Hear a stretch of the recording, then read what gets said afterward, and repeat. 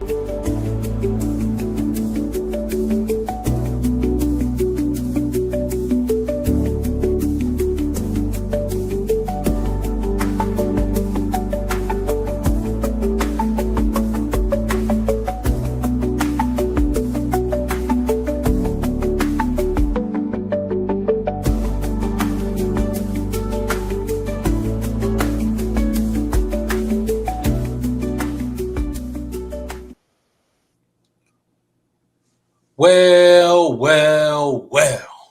Clemson Tiger fans, college football fans, welcome back to another episode of the All In Show right here on Clemson at the Voice of College Football. Thank you so much for joining me. ACC Media Days are in full swing. Brian Kelly taking shots at Clemson, UNC off to the SEC, and Donald Trump signing executive orders about college football. We got a jam-packed show for you guys tonight. All of that and more coming up in tonight's episode. But before we get to the show tonight, if you are not subscribed to the channel, please go ahead and hit that subscribe button for us. We are on the road to 6,000 subscribers, and your help with that would be greatly appreciated. This is a live video, so hit that like button for us. It really helps us out. Also, share this video with all of your college football friends, family, anybody that you know that likes to consume college football content. Share this video with them. Send them our way. We would love to have them as a part of the community over here on Clemson at the Voice of College Football. And then last but certainly not least, we have a couple options for you guys to support the channel. We have channel memberships that are now brand new for the 2025 season. Me and Jordan are going to be doing exclusive content throughout the season for those individuals that choose to support on a monthly basis as channel members. So just in the link in the right below the description of this video, you'll see to the join tab to join as a member of this channel. Select your preference on what tier you would like to be involved in. And you can be a part of that exclusive content for this upcoming 2025 football season. And then last but certainly not least, we got the super chat feature available for you guys. If you want to be sure that your comment and or question is read and responded to during this live episode, go ahead and hit that super chat feature, and we'll be sure to feature that comment and or question during this show. And with all of that said, and without further ado, I'm going to bring on my co-host, Jordan Bowman. Hey, what's up, brother? How you doing tonight? Good, man. Good. What a week. You know, not just in the world of college football, of course, SEC and ACC Media Days were this week. But in the last few days, we've had two big figures in pop culture die. It's been a pretty eventful week. I mean, starting with Ozzy Osbourne and then Hulk Hogan today. I'm like, what's going on? Yeah. But wasn't a huge fan of either of them in terms of like I wasn't a huge Ozzy Osbourne listener or anything, and I'm not a huge wrestling guy, but they were big figures in pop culture. So it's like you're like, what is happening? So it's been an eventful week.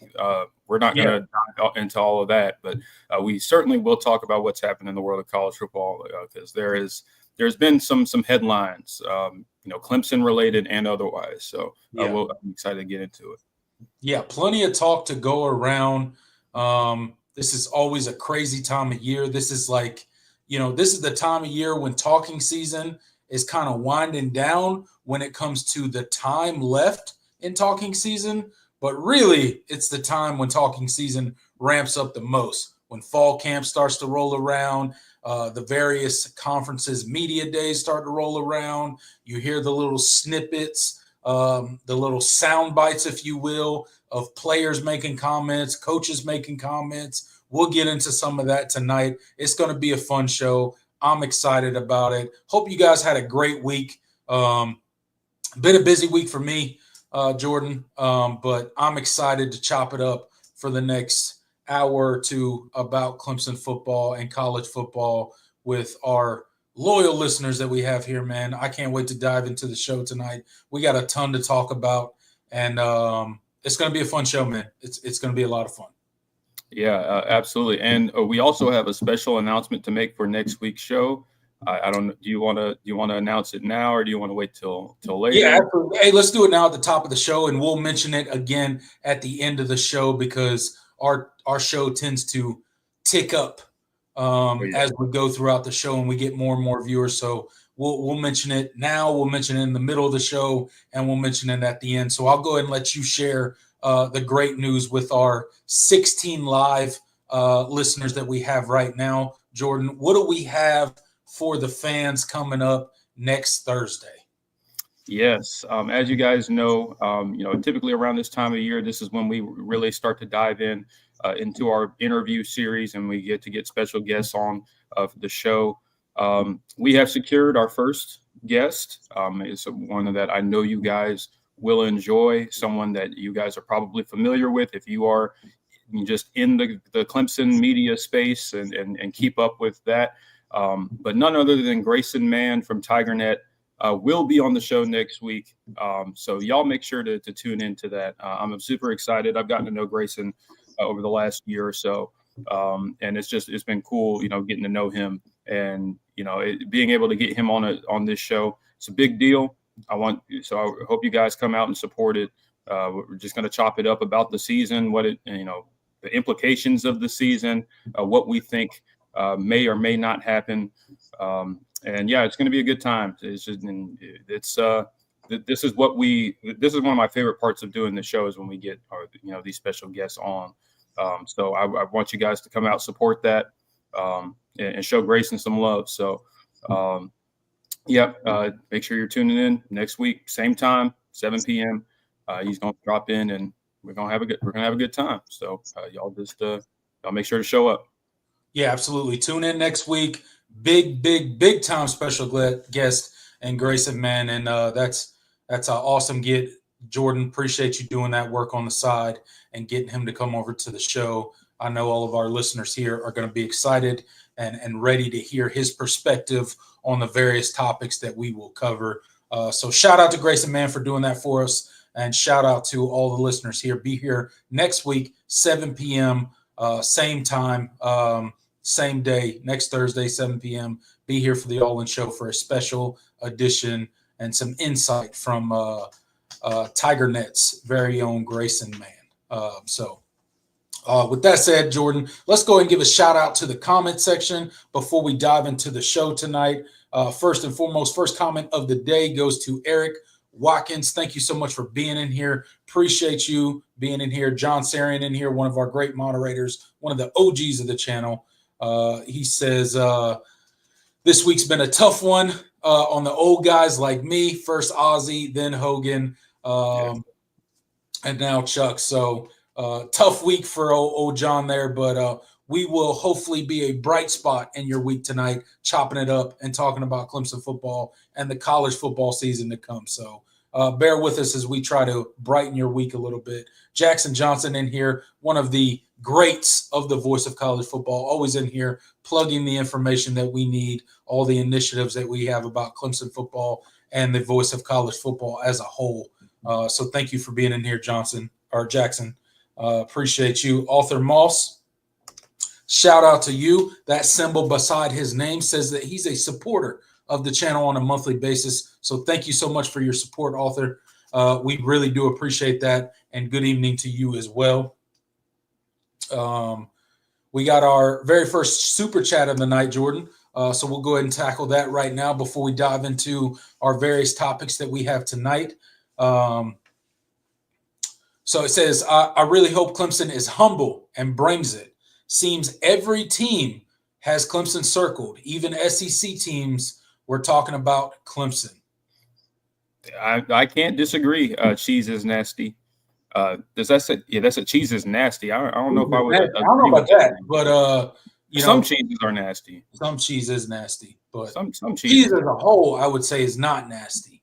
I guess it just depends on the type of cheese you're talking about. Yeah, I guess so. But in all seriousness, I mean, this is there is a target on Clemson's back for the first time in a while, and you've noticed that. And we're gonna talk about ACC Media Days. We're gonna talk about the comments from Brian Kelly. I think it's indicative that there seems to be some, the greater college football world, despite the comments from Lane Kiffin last week, there is a renewed kind of, I don't want to say fear, but wariness of Clemson and what they could potentially bring to the table this year. Wait, hold on. I thought everybody just wanted to play Clemson every week because it'd be a shoo-in for the college football playoff if you play Clemson every week, right? Is that, according to the fearless leader of the Ole Miss Rebels? I don't know. That somebody told him, a friend of a friend told a friend, and Lane Kiffin put it out there. So don't tell LSU that. Yeah, don't tell LSU that. Don't tell South Carolina that. Don't tell anybody on Clemson's schedule that. But hey, I believe Clemson is absolutely for real this year. I couldn't agree with you more, Cheese. Clemson needs to stay humble. They need to not get too high on their press clippings. I think, Jordan, me and you a couple months ago, maybe about a month ago or so, sometime this summer, everybody, like from, ESPN to the Fox affiliate, like everybody in big time college football media was singing Clemson's praises. And I think one of the shows we came on here and we were like, it makes me a little uncomfortable. I don't like all the nice things that are being said.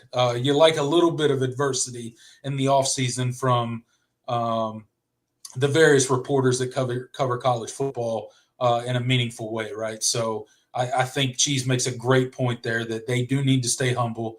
They need to keep their nose down. They still have everything to prove. As high as we are, Jordan, on this Clemson defense, this front four, right? This front seven, if you will.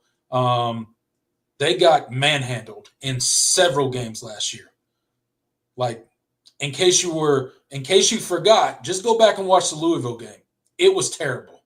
Go back and watch the Citadel game where they put 300 on us, rushing yards. That is, you can go back to a lot of different games last year. So I think there's plenty of tape out there for this defense to stay humble and hungry and ready to prove that they are who people think they can be this coming year. So I believe we will see that in short order this year. Yeah, absolutely.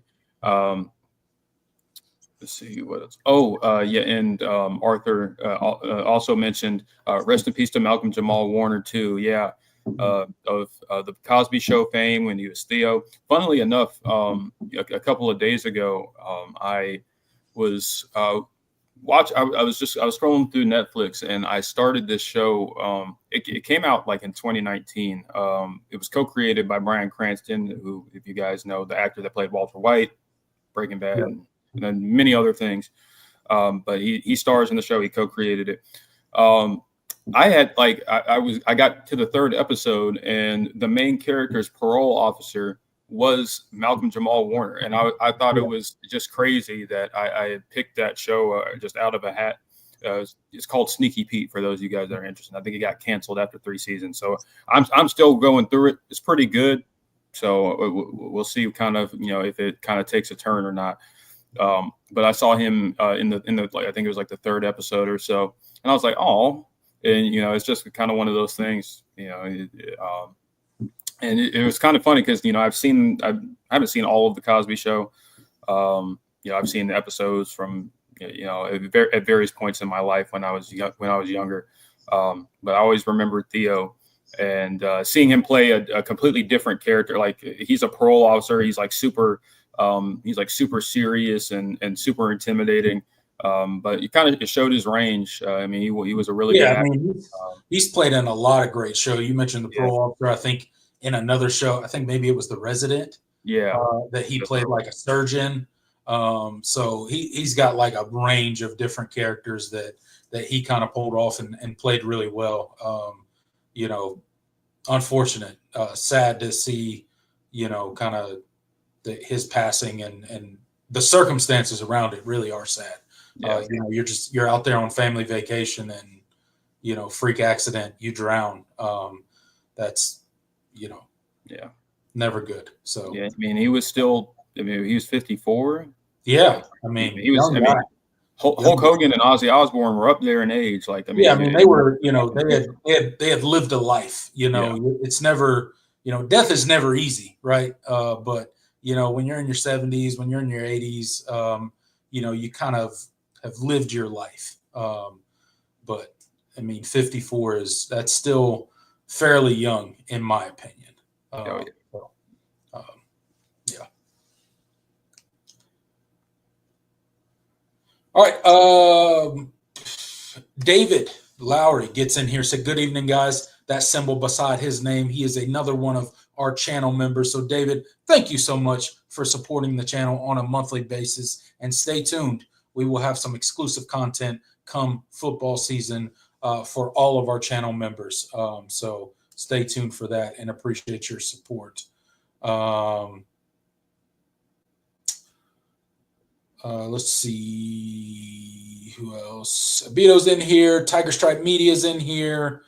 And I think that is everybody so far that has got into the comment section. Got 22 people in the live chat right now. Thank you guys so much for being here. Hit that like button. Get us as close to that 22 number that are in the live chat right now as possible. It really helps us out on these live videos. But Jordan, we got a ton to get into tonight.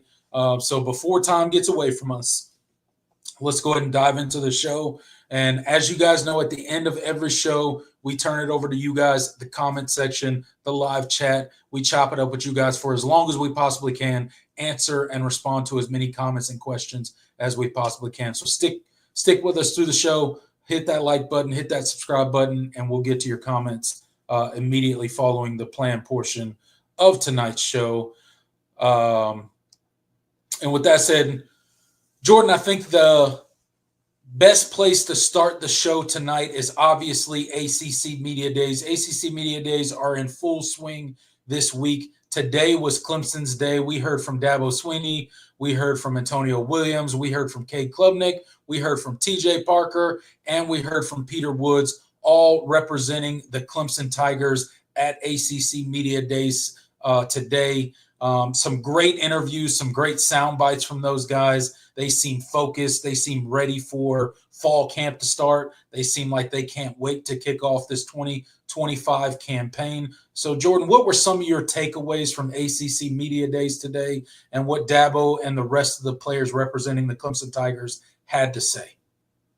Yeah, I mean, as you know, like it just when you watch Dabo Swinney do an interview, he's going to talk for a good bit.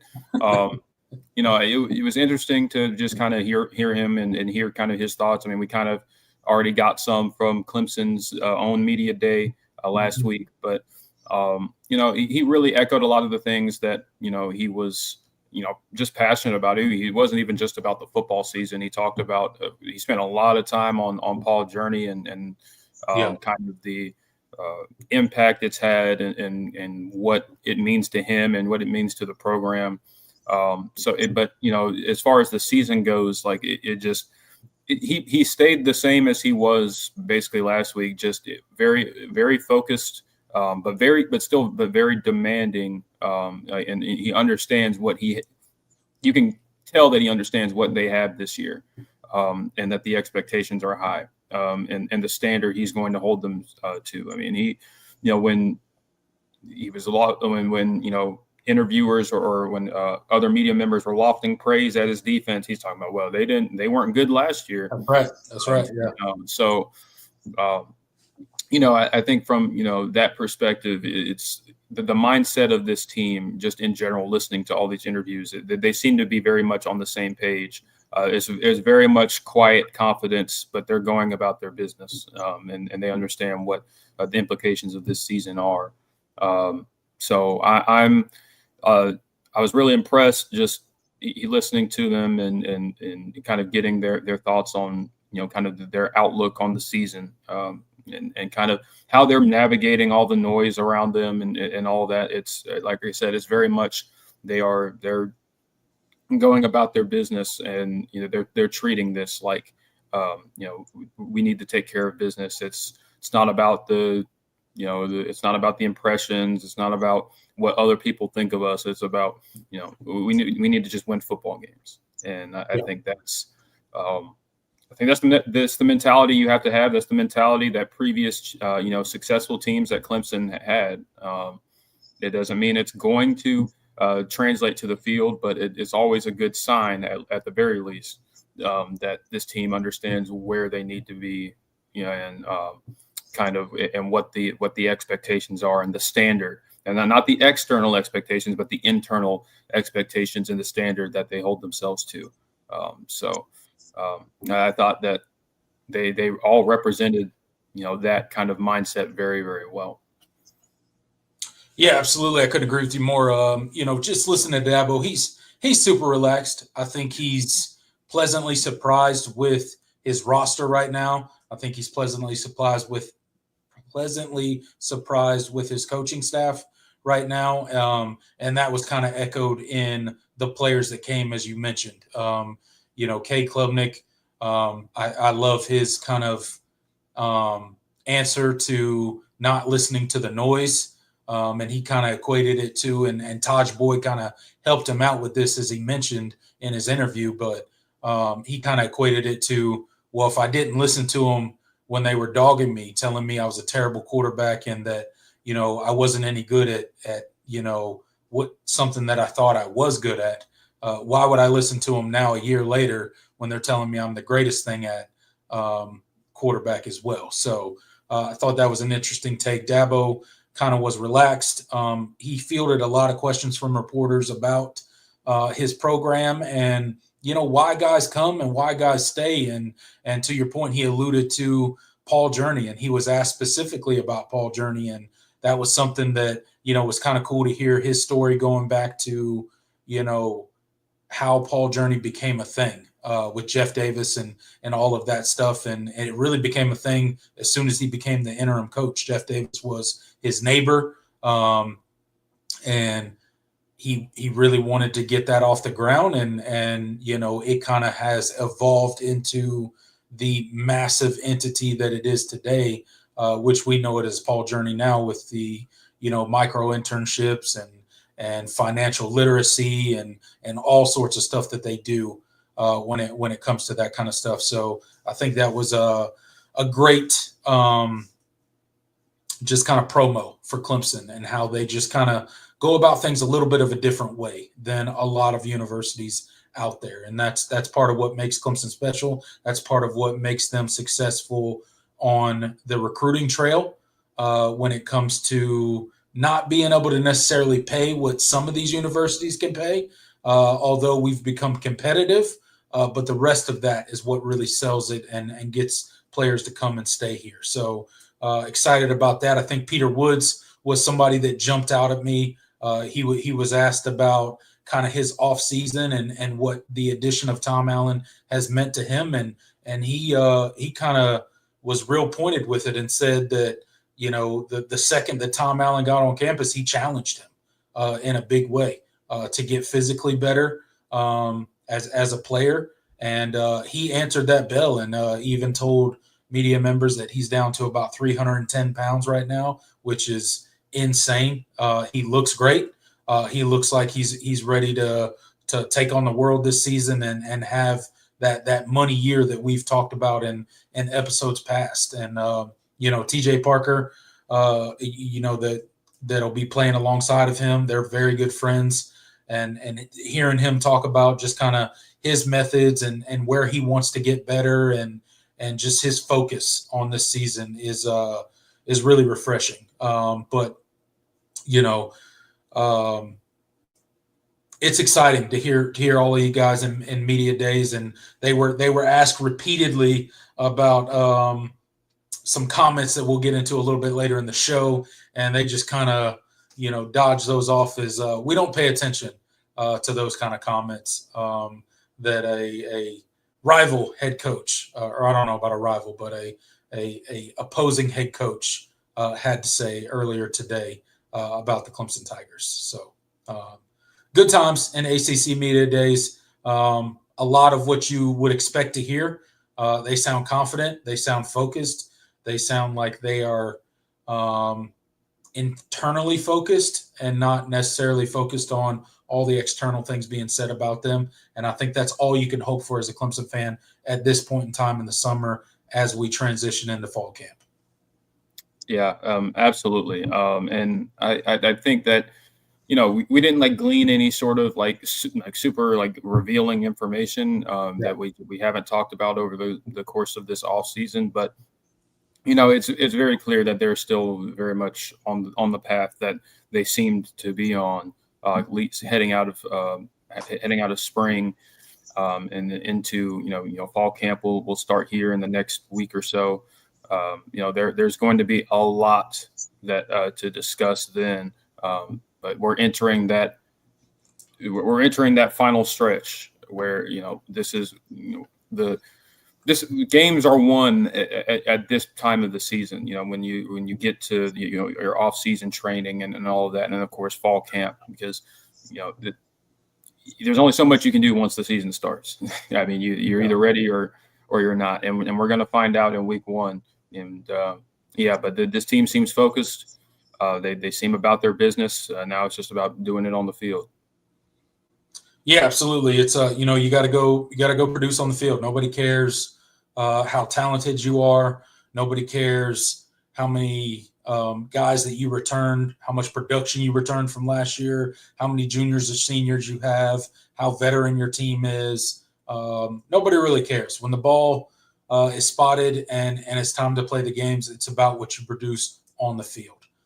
So, we all know as Clemson fans right now that we have an extremely talented roster that is on paper capable of making a deep run this college football season. But at the end of the day, none of that matters. It only matters what they're able to produce on the field.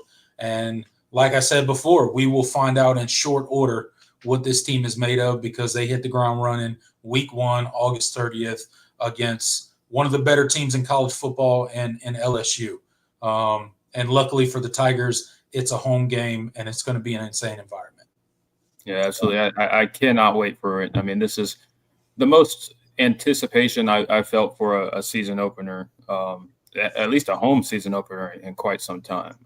So, the world is going to be watching. It's going to be in prime time, and there's going to be there's no place to hide. I mean, you're going to be challenged physically, and just from a skill standpoint, everything that you need to be able to handle if you're going to win a national championship. I think you're going to see that in LSU. I do think that team is going to be very good this year. So, absolutely. I am excited. Can't wait, man. I'm going to be there in person to watch it. I'm still. We'll have to discuss kind of how we're going to do like our post game live. Maybe I could probably figure something out, but we'll get to that point when we get there. Yeah, definitely. I'm still trying to find my way to the game. I'm searching tickets, so I may be there as well. We'll see. We'll see if I can make it happen. It's not an environment that I want to pass up. It's kind of one of those games where, you don't get very many of those opportunities, and I think it's going to be a big one. So if I can find a way to be present for it, I'm going to do that. So more to follow on that if I can make it work and find the tickets that are that'll get me there. So looking forward to week 1. Can't wait for it. But speaking of week 1, if you guys are looking to buy any gear or anything to get you ready for college football season, Amazon is the place to shop. And we have an Amazon link that would suit you and that would help support the show. Doesn't cost you any extra, doesn't interfere with your shopping experience in any way. You simply copy the link, put it in your Amazon order, and it supports the Voice of College Football show. So we will be right back after a word from our very own Mark Rogers. You can make a difference here at the Voice of College Football. Use the Amazon link. Financially contribute to the Voice of College Football without spending a penny. Same shopping experience. It's easy. Go to any video on any channel. Go to the description section and grab the link right next to the capital letters that say Amazon. Use that link, and Amazon will instantaneously convert to your account, settings, history, everything intact, just like whatever link you use right now. No difference. Pay no attention to the product that you see right there. Just go search what you want. Don't forget the Amazon link. Thank you for your support. Sincerely, the voice of college football. All right, you heard that. Mark Rogers, search or use the link when you check out with your Amazon order. Again, it doesn't cost you anything. It doesn't interrupt your shopping experience. It simply just allows us to be supported in that way. So your help with that would be greatly appreciated, guys. We got 24 people in the live chat right now. Thank you guys so much for being in here. Get those likes in while you can. Thank you so much for being in here. Those likes really help us out on these live videos. So hit that like button. It's really easy. It doesn't cost you anything. And if you enjoy the content that me and Jordan produces, consider subscribing as well. Well, the Clemson Tigers, Dabo Swinney included, along with all of the players representing Clemson at ACC Media Days, were certainly asked about Brian Kelly and his comments today about quote-unquote Death Valley Jr., as Brian Kelly liked to put it. Taking shots at Clemson is just something that he has been doing ever since SEC Media Days a week or so ago. And he continues every time he gets in front of a microphone, every time he gets a chance to talk to the media, to take shots at our Clemson Tigers, to take shots at the real Death Valley, which is in Clemson, South Carolina. So, Jordan, your thoughts on Brian Kelly's continued, I guess, sound bites, if you will, about Clemson and the two stadiums being nicknamed Death Valley, and kind of the implications of this game. Yeah, I mean, it's interesting to say the least. It does kind of show kind of the difference in mentality with both programs and how they're going about this game. I mean, I don't think Clemson has like the LSU's logo in their locker room, and then they've got, and they're, I guarantee you they do not. LSU's. I mean, LSU also has a version of Tiger Rag, so I don't know if they're playing that. I don't think so. They're not doing all of that and treating this game as some sort of. I don't want to be one of those like Twitter people that's like Super Bowl, but it's kind of what it's been given. We're gonna find out when these two teams play kind of which approach is better, because LSU very much has circled this game, and I don't get me wrong, Clemson has too, but they've gone about it publicly differently. Clemson, it's just been about we're going to take care of business when we show up on August 30th. I mean, you heard it from TJ Parker today. He brushed it off, and he was like, we're not worried about all that. We're going to let our play do the talking. Didn't rebut anything. We're the real Death Valley. All of that doesn't matter, because when those two teams line it up, nicknames and all of that are not going to be what wins you the football game. So we're going to see which approach is the one that ends up winning out. I understand why LSU is doing it. I mean, hey, listen, if I've lost 5 straight season openers, I haven't won a season opener since we won a national championship. I would try to do something different too. I get it. I get it from that standpoint. It's just, you always think about that. Okay, am I giving this opponent bulletin board material? Am I stirring up something that I don't necessarily need to? I mean, I get he's trying to motivate his guys, but I mean, you can do that behind closed doors and not say things inflammatory to kind of stoke those flames. But listen, I'm not worried about it. I know who the real Death Valley is. the original, whatever you want to call it. That's all that matters to me. I'm sure LSU fans feel differently, but listen, I'm not going to be worried about that. I just want to win. I just want Clemson to win the football game. That's absolutely. So, all this stuff is fun for us and fans to talk about in the off season. It makes great content. It makes great conversation. It makes great trash talk material between fan bases. But at the end of the day, none of this matters when it comes to kickoff and executing on the field and who's going to ultimately win the game come August 30th in Clemson, South Carolina, when Clemson faces off against LSU, right? But while we're on the subject, like I've said before, if anybody wants to research the name, the nickname, the moniker Death Valley that both Clemson and LSU use, it is very clear what stadium is the real Death Valley and what stadium is posing as Death Valley.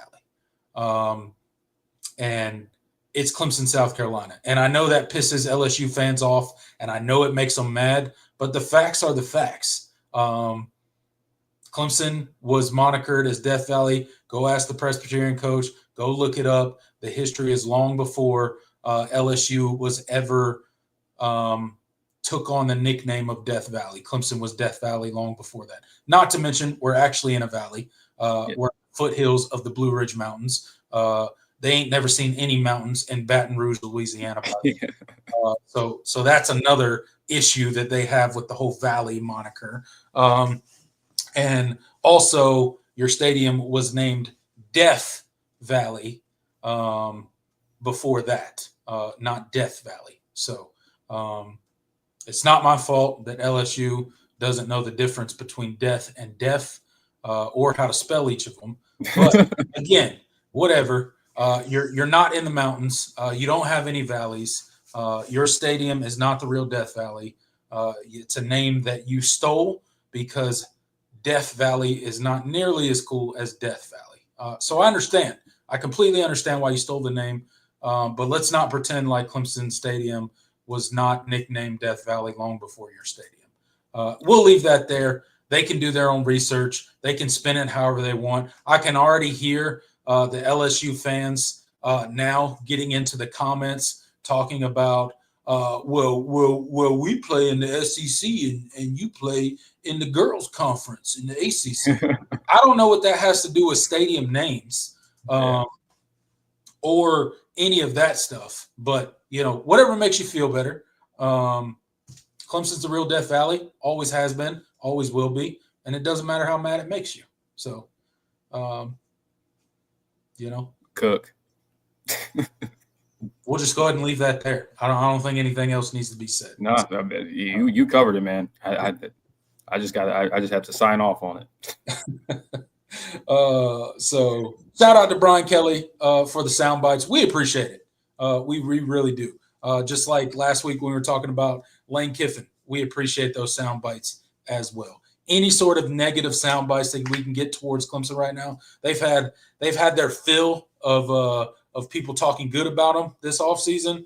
So I love the kind of trash talk that we're getting from various SEC coaches at this point. Yeah, man, that Clemson matters.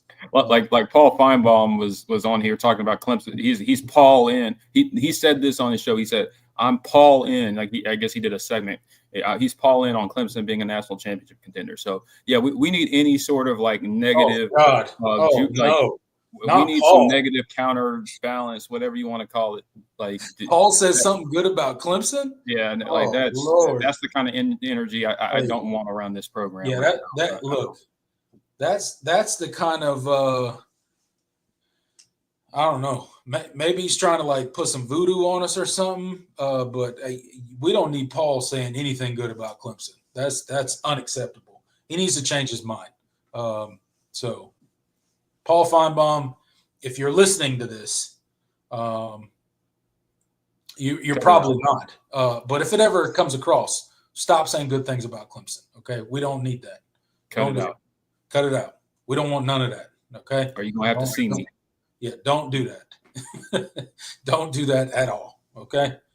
Just go back to praising whatever SEC team you were talking about before Clemson. All right, guys. Speaking of ESPN, they're not the only ones with a sports website. The Voice of College Football has a sports website where you can get all of your news about not only the Voice of College Football, but you can get news about our very own Clemson Tigers. I'm going to put it up on the screen here. This is what it looks like. VOCFB.com. That's right, VOCFB.com. Your one-stop shop for everything college football. We got our show schedules on there. You got various forums on there. You got a bunch of different articles that are written weekly about a lot of different teams, including our Clemson Tigers. So if that sounds like something you want to be a part of, go over there, make an account. Let us know what you think about the Voice of College Football official website. We just started it this summer. So help us grow over there as a community and give us some pointers, suggestions, and your thoughts on our brand new website.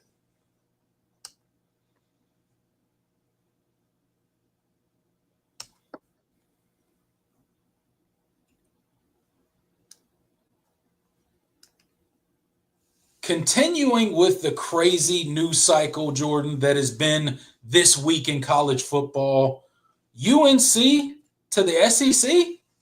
Say it ain't so. News breaking, all sorts of people talking about the University of North Carolina possibly severing ties with the ACC and moving over to the SEC. Jordan, your thoughts?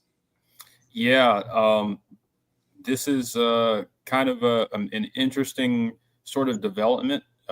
This isn't just like a rumor mill. Multiple sources have confirmed that UNC is eyeing or at least in talks and searching for avenues for a way to potentially land in the SEC. The logistics of that, I mean, beats me. I don't know exactly how they would go about doing that. But one thing I did find interesting was that it was speculated that Clemson is potentially involved as well. So I'm, yeah, they were also mentioned in a couple of reports along with UNC. Yeah. So I don't have any sort of hard evidence that this is something that's going to be coming to fruition or anytime soon. And listen, we talked about this when Clemson was in litigation along with Florida State against the ACC. This thing is not going to just. I don't see a way Clemson is just going to end up in the SEC next year or something like that. I mean, I definitely think this is going to be something that takes time and all of that. I do think we're headed in that direction. But it's not. I don't know. It's from a UNC standpoint. I mean, it makes a lot of sense. I think for them, if they do care about their athletics and of course being as big as they are of a basketball brand and the SEC's renewed sort of dominance in the sport as of late. Yeah. It would UNC would serve to do well in the SEC at least for their basketball program. I mean, football wise, yeah. You've probably resigned yourself to never being all that good in football. Yeah, they'll never be relevant in football in the SEC. But they might be okay with that because it makes money anyway, and they'll get. People will show up because they're playing SEC teams, even if they're not very good. And they can probably become, maybe, if things work out with Belichick, maybe they can become part of that middle eight of the SEC. They'll never be the top end, but maybe they can not be, those bottom teams either. Maybe they can be a part of that kind of middle portion of the SEC. Yeah. I mean, so I think for the SEC and UNC, I mean, for both parties, I think it would make a lot of sense financially. That's for sure. I mean, look, from the SEC standpoint, it breaks into a brand new TV market. They're in the state of North Carolina. They would be in the state of North Carolina with the addition of UNC. So that would obviously be a big draw to them. That'd be a new TV market for them to break into. So, I get it. Maybe a little bit of a surprise because of how deep UNC's ties run to the the ACC, I should say, with Tobacco Row and all that kind of stuff. But at the end of the day, they were, kind of in the mix. I know Florida State was kind of the most forward-facing adversary of the ACC in recent years, and Clemson, maybe a second to Florida State, but UNC was a part of that as well. They just never formally started a lawsuit against the ACC or anything like that, but they were certainly in those conversations and a part of the displeasure that both Florida State and Clemson held against the ACC and how things were going. Yeah, and I think for the SEC, not only, I mean, you're getting into a new market. That's great, but you're also just at this point it's about matchups. I mean, from a basketball standpoint, dude, I mean, like, the SEC being as good as they are in basketball now, and adding a power like UNC, like, right. Yeah, you're going to be raking in the dollars. So UNC going into Auburn or playing in Coleman to play Alabama or Tennessee, like those are going to do numbers. Do insane numbers. Yeah, from a basketball standpoint, it is about as big as It's about as big as a move as the SEC can make. Yeah. So. I could see it happening. Is it going to happen like right now? No, right? I saw some reports that were talking about 2030, 2031, kind of when the ACC's buyout drops to, I think it'll be 75 million at that point, which is a very reasonable buyout. And depending on what kind of deal they would receive with the SEC, maybe some of that is offset. With the SEC, maybe they would offset some of that cost. Who knows? But $75 million is certainly not out of the realm of possibility for any university, specifically North Carolina in the ACC, to pay to get out, especially if they know that they have a spot in one of the two bigger conferences, premier conferences, whatever you want to call it. As much as it pains us to sit here in the ACC and those in the Big 12 as well, to sit here and talk about the SEC and the Big 10 in that way. The fact of the matter remains that they are the two bigger conferences, right? And they're going to get the benefit of the doubt when it comes to football. And what the SEC has done in basketball in recent years has been nothing short of crazy. So any benefit the ACC had, they lost it when the SEC kind of took over college basketball. So would not surprise me at all. Could definitely see UNC making the move to the SEC. I don't think it happens probably before that 2030, 2031 mark, where the buyouts drop, and then the SEC is in renegotiations, because the SEC is not going to add anybody until they can renegotiate their own TV contracts. Right. I don't believe. So it just doesn't make sense for them. They need more money if they're going to add more teams. But who knows? A lot can happen between 2025 and 2030 in the world of college football. Just ask yourself from 5 years ago what college football looked like, or college athletics as a whole looked like, and what they look like now. Completely different. Completely different. So we will see. Yeah, 100%. And for those of you that are kind of surprised, I mean, you mentioned it. UNC was one of the teams, one of the universities, along with Clemson and Florida State, that had expressed displeasure with how things are going within the conference, which is funny from UNC's standpoint, considering they've been propped up probably more than anybody. But hey, definitely more than anybody. You'll take, if you're Clemson and Florida State, you'll take the ally that the UNC is the the cash cow, especially within the triangle schools. You'll take in the poll they have within the conference leadership. Yeah, you'll take that support if you can get it. But people forget, like, when the votes were coming in on the ACC to expand and add SMU and Stanford and Cal, UNC was one of the teams that voted no, along with Clemson and Florida State. NC State voted no too, and then when they recasted the vote, they were the one that flipped the vote and ultimately, affirmed the addition of those three schools. So, but UNC held firm even on the revote. So, I think it's very clear that they're still very much within that leadership. They are still very much displeased with the ACC and kind of the standing of the conference right now and where they are in the conference.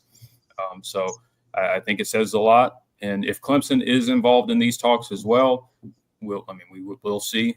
It certainly doesn't hurt to have UNC, hitched to your wagon too. So, no doubt about it. And I could see, Clemson going to the SEC. I could also see Clemson going to the Big Ten, right? I think, both conferences in different ways would make sense. It feels, to me, it kind of feels like Clemson fits more organically into the SEC.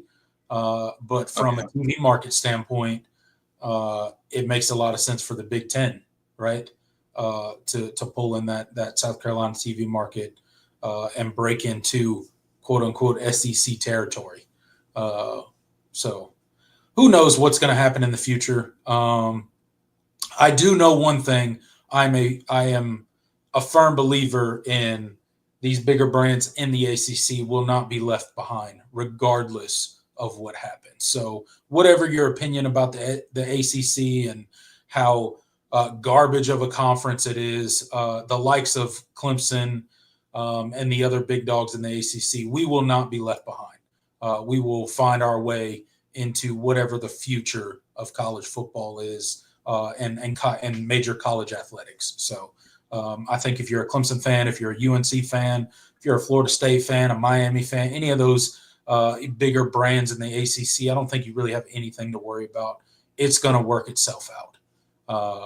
What the future looks like, we don't really know. But these are certainly talks that are not surprising at all, and certainly make a lot of sense from a bunch of different standpoints.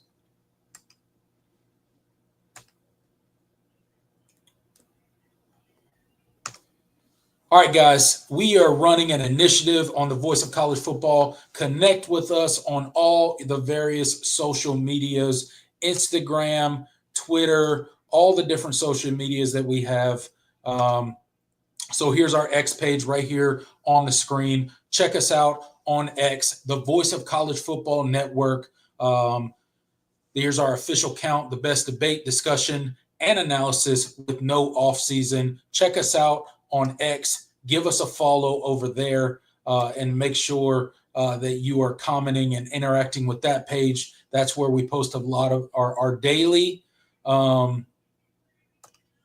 schedule and various different topics on college football news, all sorts of stuff like that. Also connect with us on Instagram right here on your screen, the VOCFB. That's the VOCFB, excuse me.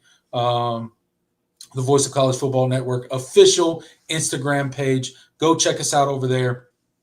Give us a follow, and that would be greatly appreciated as well.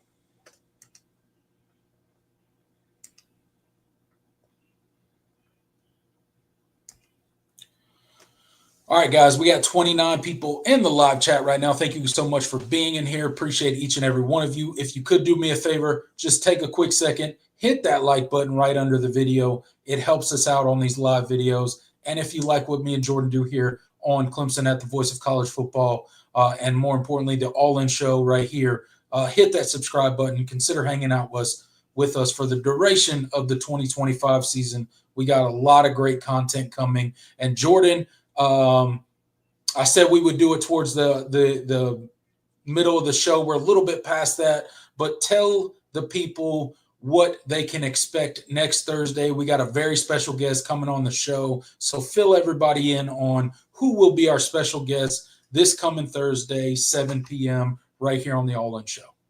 Yeah, just to reiterate from the beginning, of course, this is the time of year where we do our interviews.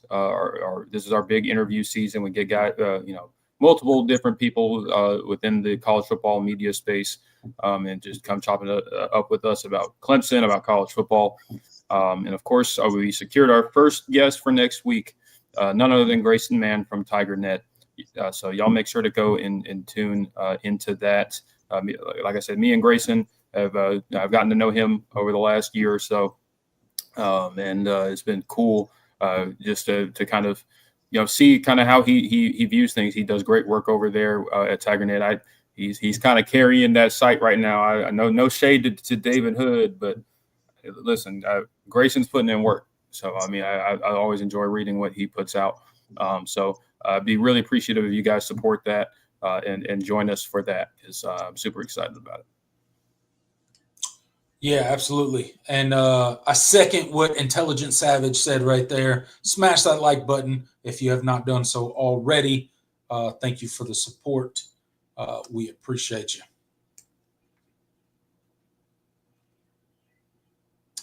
All right, we're about to transition to the last topic of the night, and then we will get into the listener questions, the live chat, the comments, whatever you guys want to talk about for the rest of the show. We got one more segment, and then we're going to give it over to you, the people, so bear with us. Jordan, just before we came on the show tonight, news broke of an executive order that the president signed about a anti-pay-for-play type of executive order that kind of outlines some things when it comes to college football, antitrust laws, and those sort of things. There was a big article about it. We didn't get to dive into all of it. And we're not going to get political here on the show. Okay, so regardless of what you think of the current sitting president of the United States, we are here to talk about specifically this executive order that he signed and the possible impact that it could have on college athletics. And Jordan, I want to preface this by saying I am not a big fan of government getting into things such as college football. One of my favorite things to watch, consume, talk about, read about, study, all the things, right? However, as we have gone through this wild, wild west version of college football, I have started to warm up to the fact that we may need government intervention, Congress intervention, whatever the case may be, to rid the sport of this pay-for-play model that we are currently in. Because I've said it on the show before, Jordan. We've talked about it on the show several times, and I'll say it again now. We are not in the NIL era of college football. We are simply in a pay-for-play model of college football guised as NIL. That's all we like. We have labeled pay-for-play as NIL. The media does it. We do it. Everybody that talks about college football is like, oh, NIL, NIL, NIL. This is not NIL, people. This is pay for play. This is rich boosters paying whatever it takes to get X recruit to commit to their school, whether that be via the portal or high school football player, right? We've seen it time and time again. Just this recruiting cycle. We saw it during the last portal cycle, so on and so forth. Everybody understands that we are not in a true NIL era of college football. We're in a pay for play. And it's the wild, wild west. And it has been absolutely devastating, I think, to the sport of college football. And we got a little glimmer of hope when the House settlement finally came to fruition. And what it outlined was the school's ability to revenue share with players up to $21 million, somewhere in that range, right? And the schools can divvy it up between the sports as they wish. And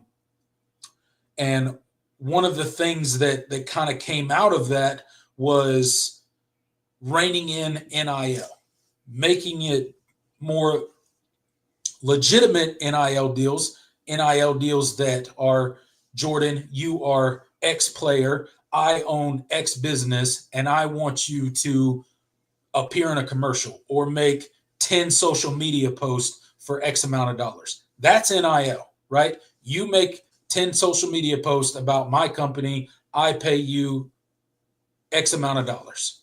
That is NIL. What NIL is not is, hey, Jordan, I'm a big Clemson booster. I went to Clemson. I love Clemson. I have millions of dollars that I have no clue what to do with. How much is it going to take you to come play for Clemson University? What's that going to take? What's your number? And I write a check, right? That's not NIL. That's pay for play. Okay. So now that I've outlined the difference, one of the things that came with the House settlement was the College Sport Commission. And what they were supposed to do is any NIL deal above $600 had to be submitted to this College Sports Commission, and they would review it and deem it acceptable, fair market value, or not. And even me and you on this channel, when that came out, were skeptical of, hey, how long is it going to be before the first lawsuit happens and this whole College Sport Commission gets just blown up. So with all of that said, Jordan, I know that was a long intro and I apologize, but what are the possible implications of this executive order, the College Sport Commissions? What is any chance that we are going to rein in NIL in any sort of real way with any of these things that we're talking about? Yeah, I mean, with this executive order, I mean, a lot of it is just kind of reiterating what the goal of the College Sports Commission was to begin with.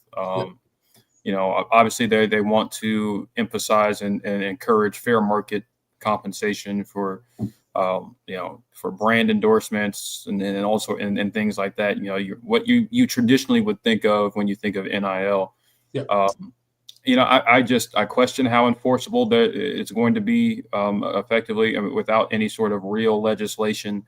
It seems like it's going to be another kind of action without any sort of real impact. That's the thing that worries me. I mean, I'm glad that there's, you know, there is something is being done, I guess, but I don't see how, you know, this is going to really resolve itself. And ultimately, it's not even just that we're in a pay for play model. It's we're in an unregulated pay. Like this is not. There's no other business. There's no other industry, especially within athletics, that operates this way. Now, professionally, I mean, every other major you know professional sport has. You know, they have guardrails and they have salary caps. They have all of these things. They have, of course, they have collective bargaining, like at least with the NBA and the NFL. Absolutely.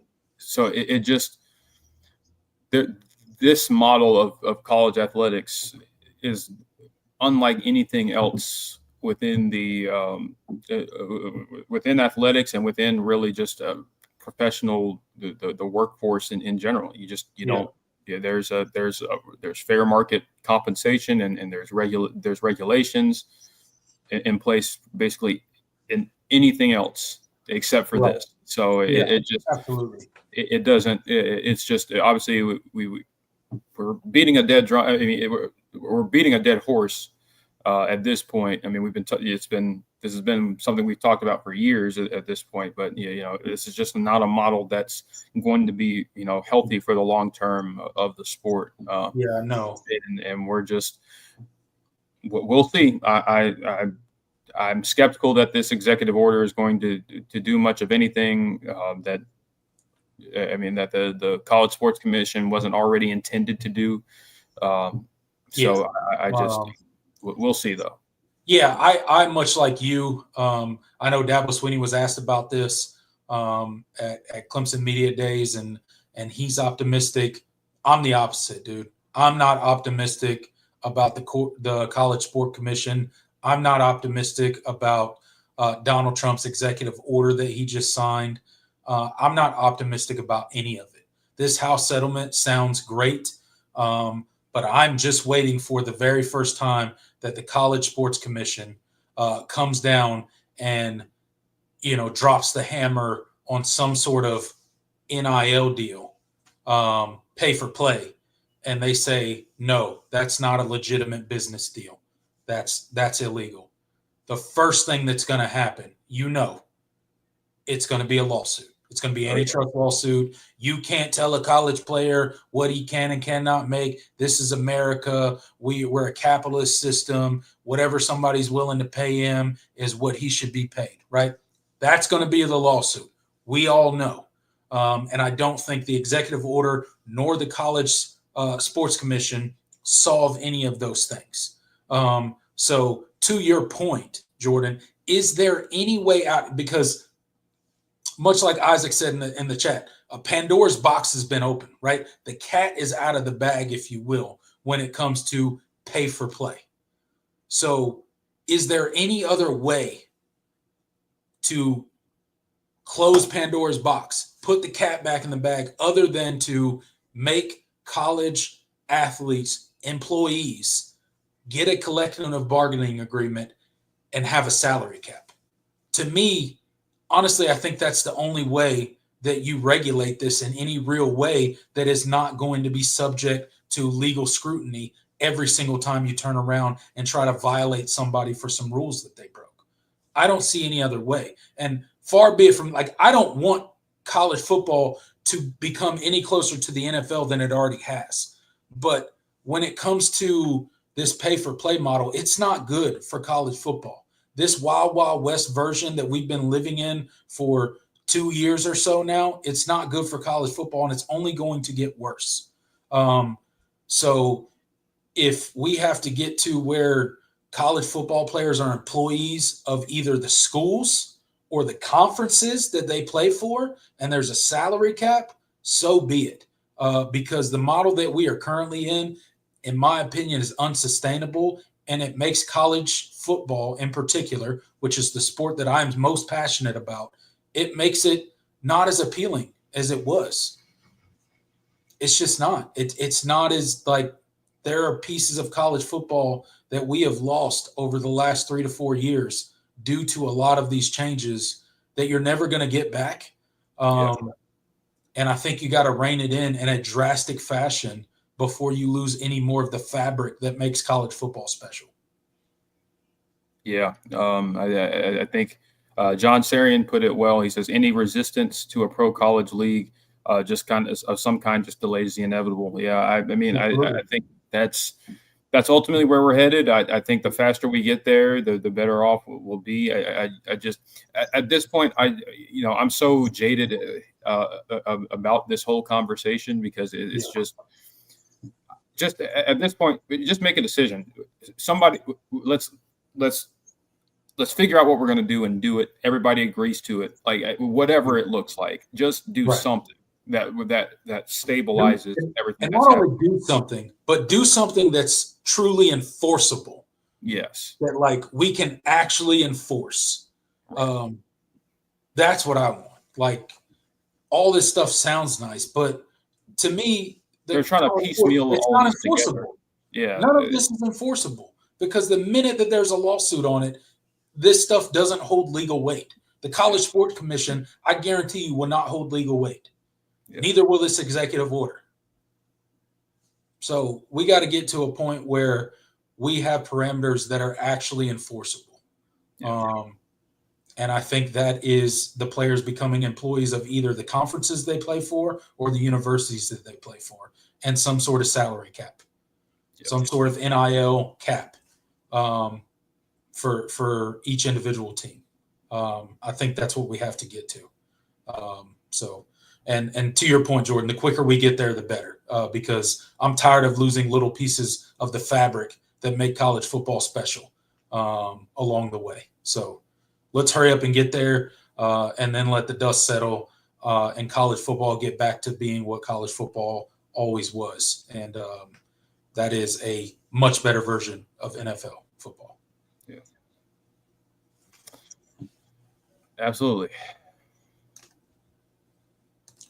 All right, guys, if you did not know, me and Jordan, this platform, all of our live shows, all of our videos are on all your favorite audio streaming platforms: Apple, Spotify, Amazon, iHeartRadio, wherever you get your podcasts.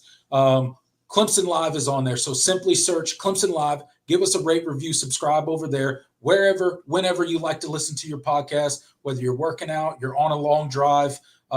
Search Clemson Live on all your favorite audio streaming platforms and give us a listen over there.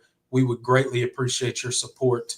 And then last but certainly not least, like and subscribe, guys. Got 27 people in the live chat. I've mentioned it time and time again, but hit that like button for us. It really does help us out. It costs you nothing, and it just takes you 1 second to just click that thumbs up button for us below the video. And consider subscribing. Me and Jordan do this show, the All In Show, year round, every single week, 52 weeks a year. We rarely miss.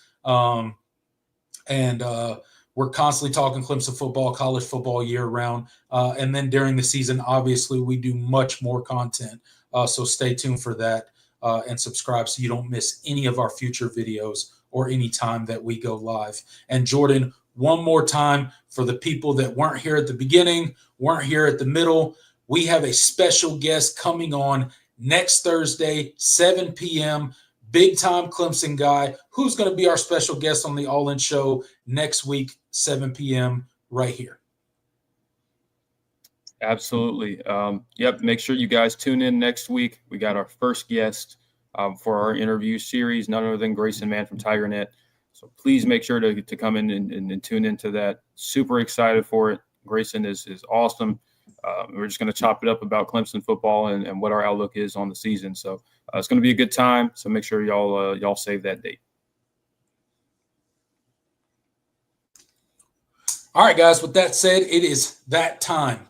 Time to turn it over to the live chat, turn it over to the comment section, and figure out what you guys want to talk about for the rest of the show. So get your comments in, get your questions in, and me and Jordan will get through as many as we can before we get out of here tonight. Absolutely. Of course, if you want to make sure that your comments read, the super chat feature is the best way to do that. And we also want to prioritize our members when they have questions too. So that's also another good way to do it.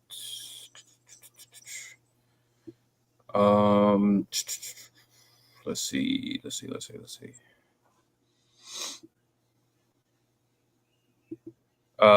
Axel says, FYI, guys, looks like there is some problem on the new website. When I search Clemson, all the links take you back to the same search. Okay, I will have to check that out. I haven't had that problem. I'll pass that up to. Yeah, thank you for letting us know. We'll definitely pass that up to the people that run the site and try to get that fixed. Yeah.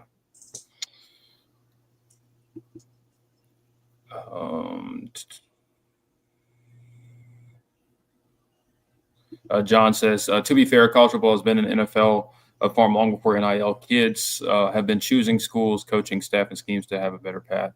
NFL teams have had favorites too. Yes, I mean, that is true. Yeah, absolutely. It's and the NFL is never going to want to do anything to upset that. They basically get a free farm system that'll develop players for them. They don't have to invest anything. That's why the NFL doesn't have a developmental league like the NBA with the G League, or of course minor league baseball. College sports is a free way, and especially in a sport like football where it takes a considerable time and investment and money to develop high school kids into players that are physically ready to play in the NFL. So, the NFL is not going to do anything to upset the apple cart or change anything. So they're going to try to keep things status quo as long as possible if they have anything to say about it.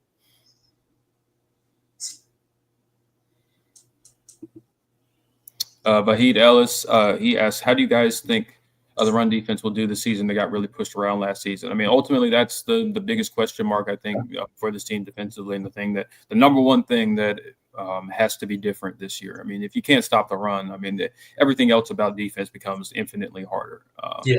And that's why the Clemson's defenses were so great. That's why Brent Venables, as defensive coordinator, was so great, because he was very much about stopping the run at all costs. So that first and foremost, and that's what Tom Allen is about too. They are very much. If you can stop the run, it makes things a lot easier for everybody else. When by consequence, you'll be able to defend the pass better. So I think that's they're not lacking in players that are capable of playing at that level that they didn't last year for a number of reasons, and it's taken wholesale changes in how they've done things, and we'll see if those changes are able to show themselves early enough that this team can be as good as we think they can be. I'll say this: they certainly talk in a way that makes you think that they have corrected the issues that plagued them last season when it comes to the run defense. But Jordan, to your point, if you can't stop the run, you're not stopping anybody. You can't, if you can't stop the run, you're incapable of preventing sustained drives for the other team. So it starts with run defense. You talk about the first four guys up front, plus the linebackers, the front seven for Clemson. The talent's there. It's elite. I mean, these guys are, a lot of them, NFL-ready players right now. But for whatever reason, they didn't get it done last year. So that is the big question mark. But that's why you brought in Tom Allen, to get it figured out, to get it done. And, it's kind of a wait and see type deal. I think, the good thing for Clemson fans is they won't have to wait long to figure it out. You'll figure it out week one, whether they have it fixed or not. I personally think they'll get it turned around, and they're going to be a really good defense this year. But again, none of the talking matters until you see it on the field. So right, yeah. I mean, that's we got to see it. We will have our answer late on August 30th, or and we will be on this channel talking about it, win, lose, or draw. Me and Jordan will be right here breaking it down for you guys. So. John with a BYOG or sell, he says Antonio more than doubles his career passing stats this year, 3 so far. My thinking, with a healthy Brown, maybe both can be on field for some gadgets. Hey, I mean, you saw the creativity with just kind of getting those little double reverse passes and things like that. They got, especially in those games where they got up early. I mean, they did that against NC State and in Wake Forest. Yep. If this team is as dominant as they can be, I mean, we'll definitely see some trick plays, and whether they're necessary or not. And I mean, it wasn't even just when they were up. We saw them when in key moments run some trick plays, and they weren't always successful in South Carolina. So I mean, it's one of those things. I mean, it's going to be a part of the offense. We'll see. I will sell on doubling, but I think you'll see Antonio Williams throw a pass this year, because they seem to like doing that. I do think it's more interesting if you get those of you that have been paying attention to Antonio Williams statistically. He's 11 touchdowns away from being the all-time touchdown leader, receiving touchdown leader at Clemson. So. That's, take that for what you will. He's and it doesn't even feel like it, because I mean, he's been here 3 years, but he spent most of his sophomore year injured. It's kind of crazy to think about. I mean, he's 10 touchdowns away from being in a 4-way tie and 11 from breaking it. Sammy Watkins, DeAndre Hopkins, and T. Higgins, they're in a 3-way tie with 27 touchdowns, I think. So. And he's at 7, and Antonio is at 17. And how many did he have last year? 11. 11. Yeah. If he just replicates last season, he's the all-time receiving touchdown leader at Clemson. So that's pretty cool. And honestly, he could have a bigger year this year than last. Potentially. Let's see.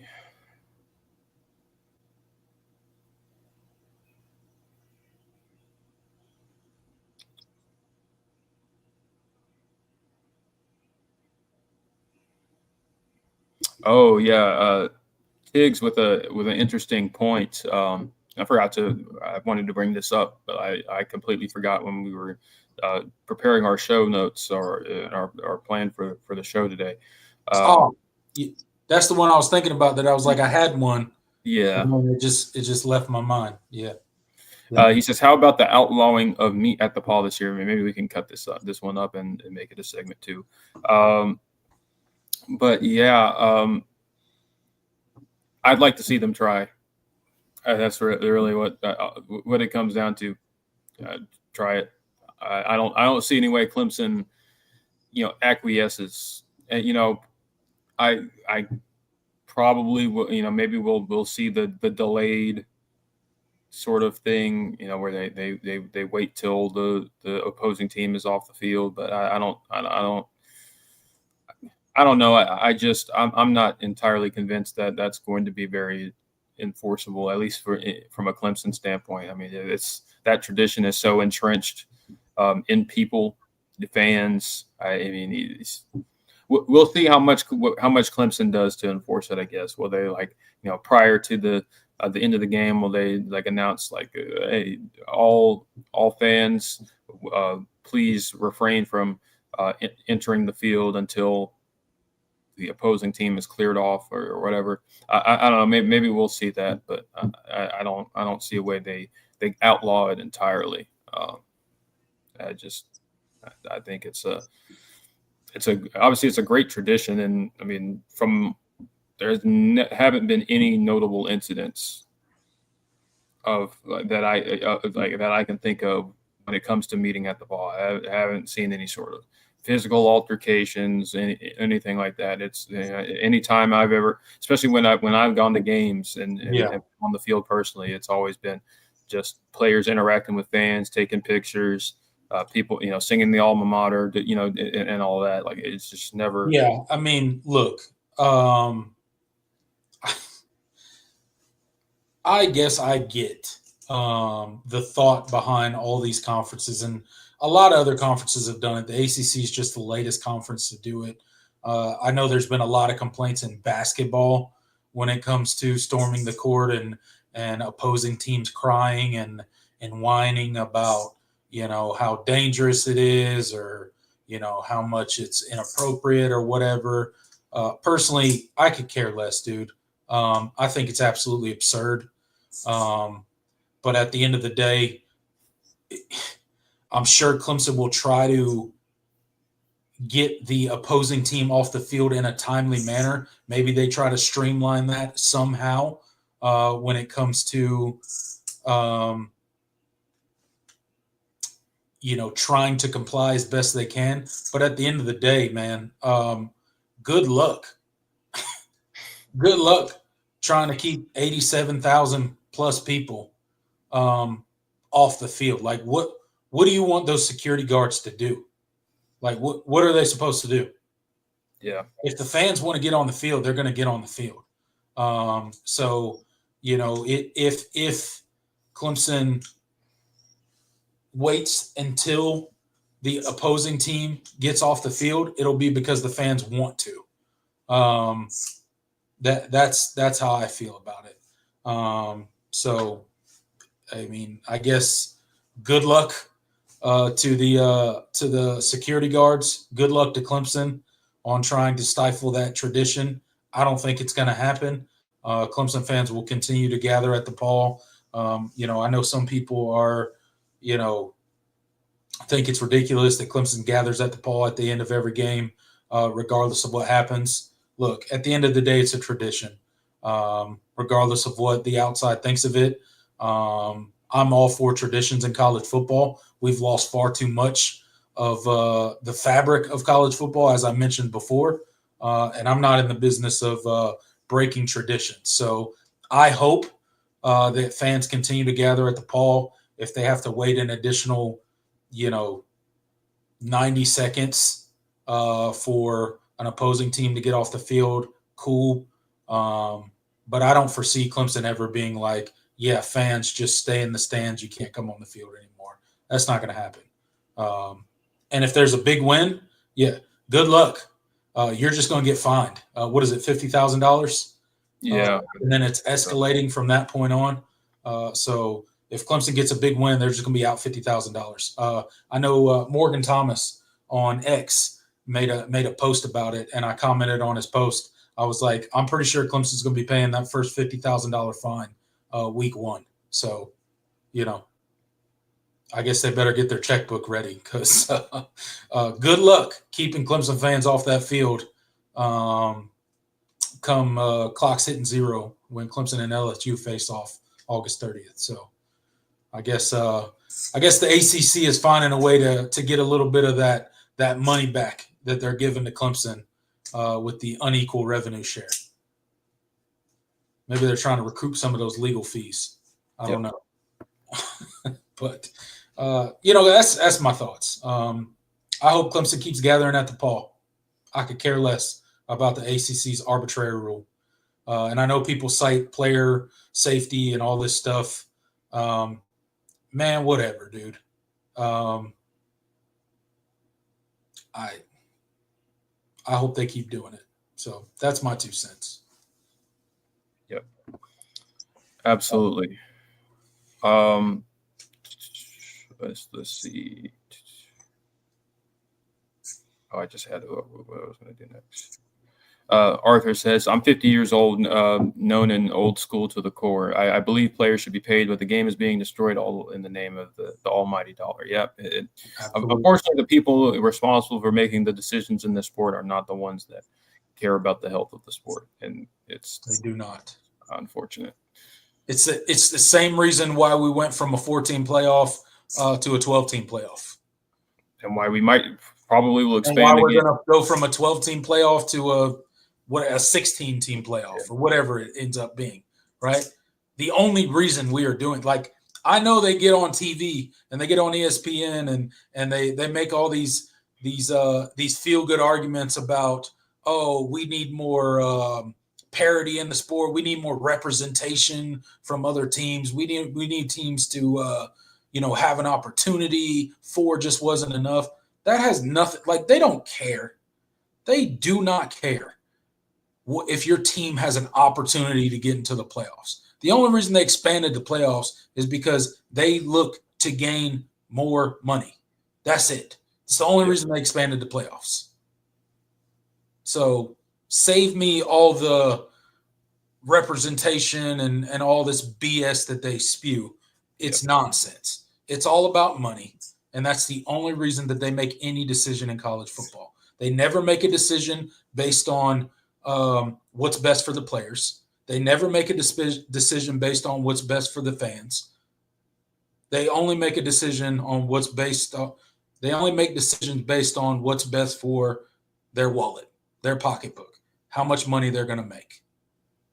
That is the whole parameter of their decision-making process. It has one box to check. Will this make us more money? Yes? All right, let's do it. Yep. That's it. That's where we're at. Chase asks, do y'all have concerns about our defensive end depth behind Parker and Heltz? Rumblings are that Darian Mayo, Jaheim Lawson, and Cade Denhoff have not made major strides since last year in development. I do think that, that's another question for this defense. I wouldn't necessarily say that, especially with the 3 players you mentioned, I wouldn't say all of them have not made strides in their development. I mean, I've heard a lot of great things about Darian Mayo this offseason. I think Jaheim Lawson is continuing to I thought Jaheim Lawson came along really well towards the end of last season. I don't think he's ever going to be a guy that he can be an every down defensive end.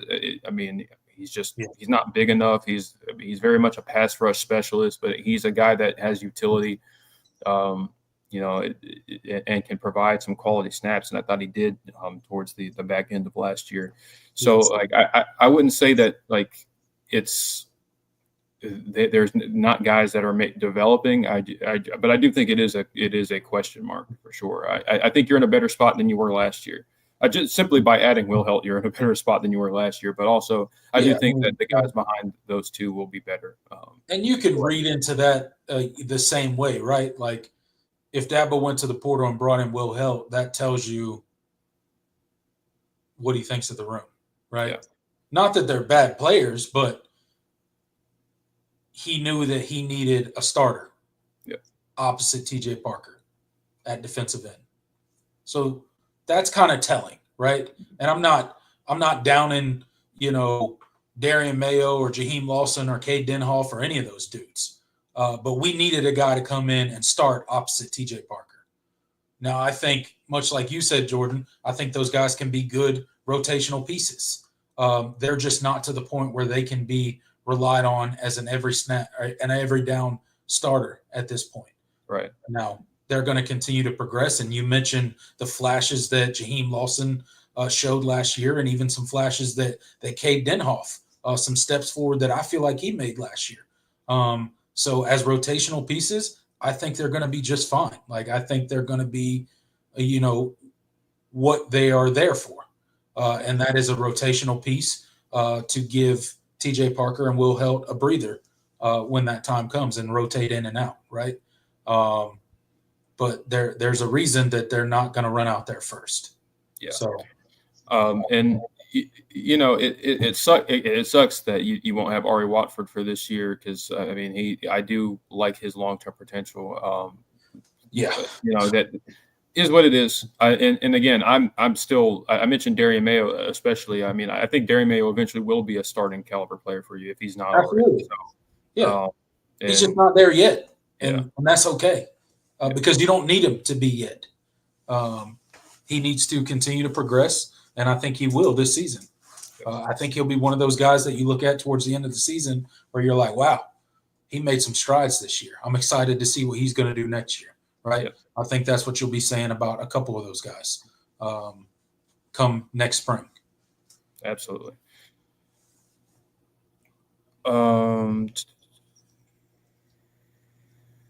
Let's see.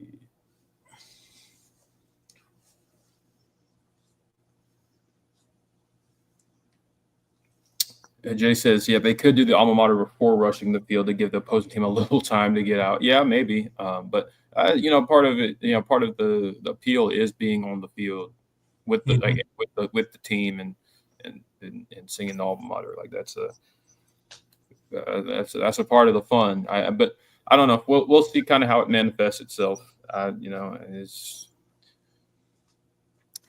at this point, it's just it is what it's going to be. And we'll find out what exactly it's going to look like when they kick off.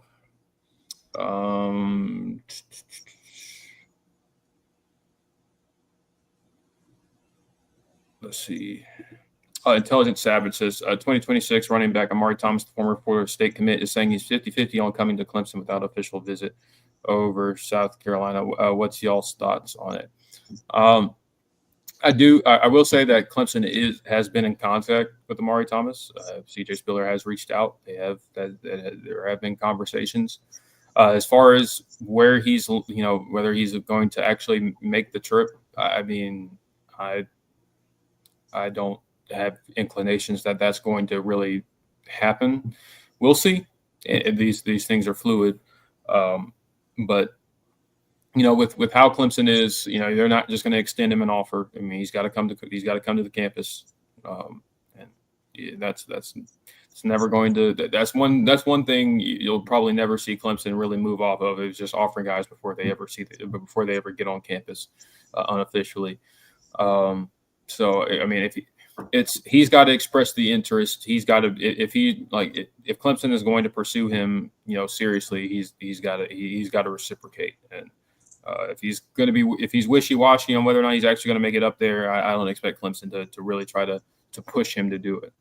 So, CJ Spiller has been in contact with him. That's about as far as I'll go right now. And I definitely think that South Carolina has certainly is further along in terms of potentially securing his commitment. So we'll see. We'll see, though.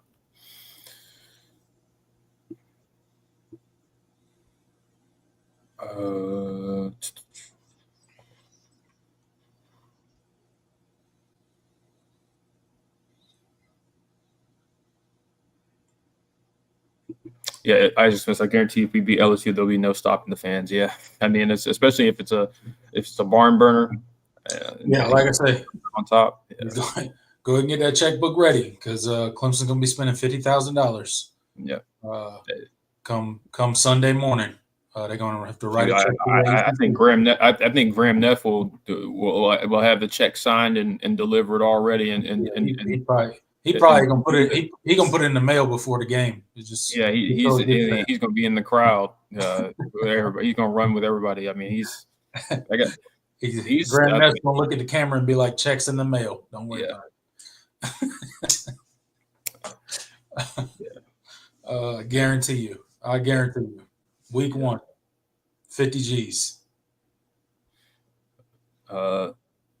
David talking about the reports that UNC and Clemson could be a package deal to the SEC. Yeah, we talked about that earlier in the show.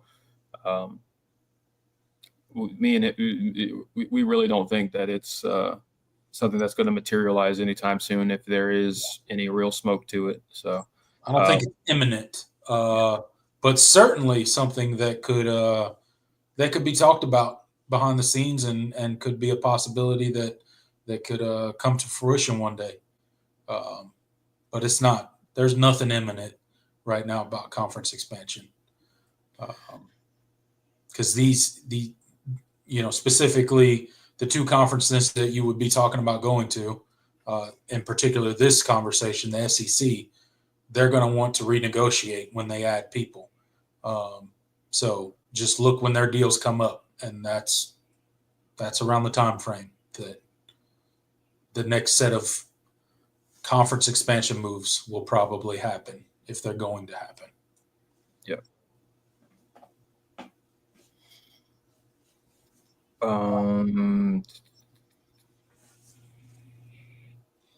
Isaac also asked, on the any news on the recruiting end, or is the class pretty much done? I mean, they're obviously Clemson is still looking for a running back and a linebacker, and that's really where we're at right now. So that's I think outside of that, it's pretty much done. Yeah, not much new to report on that. I mean, we're in a dead period. I mean, so I mean, you're not seeing players do or coaches and players do much of anything other than text and reach out, talk over the phone and stuff, but they're not, obviously official visit season's up. So we're not going to see real movement until this current dead period ends. David Lowry asked, speaking of defensive end, is there a role for Zaire Patterson this season? He has been there a while. I doubt it very much. He's a guy you don't even hear the coaches mention or talk about. Yeah. And that is, I don't take any joy in, saying that there's probably not a role for him this year. But when you hear the coaches not even mention your name and you've been on campus for this long, it's probably not a good sign, man. Yeah. And that's unfortunate because he came in with a ton of promise and potential. And it just kind of hasn't worked out for whatever reason. Yeah. I can say that, I mean, he's got to want to be, he's got to want to have a role for himself. I mean, I think that's ultimately what it's been throughout his career. He just hasn't done what's been necessary. And I don't even mean like from a academic standpoint or anything like that. He seems to be very comfortable with where he's at. So, I mean, it's one of those things where, I mean, they're not going to kick him off the team or anything like that. He's not doing anything wrong. Doing what he's supposed to do. Yeah. He's not. he's not taking the steps that are needed to actually get himself on the field. So he's not going to. I don't expect him to play very much. That is what it is. Maybe something clicks for him in fall camp, and this is his last year of eligibility, right? I believe so. Yeah. He came in with was he class of 2021? I want to say. Yep, I'm pretty sure. He's used up his red shirt. He doesn't have a COVID year. Yeah, this is the final year for him. So, and there's with the pieces in front of him, I don't see a path to significant playing time this year for him. No.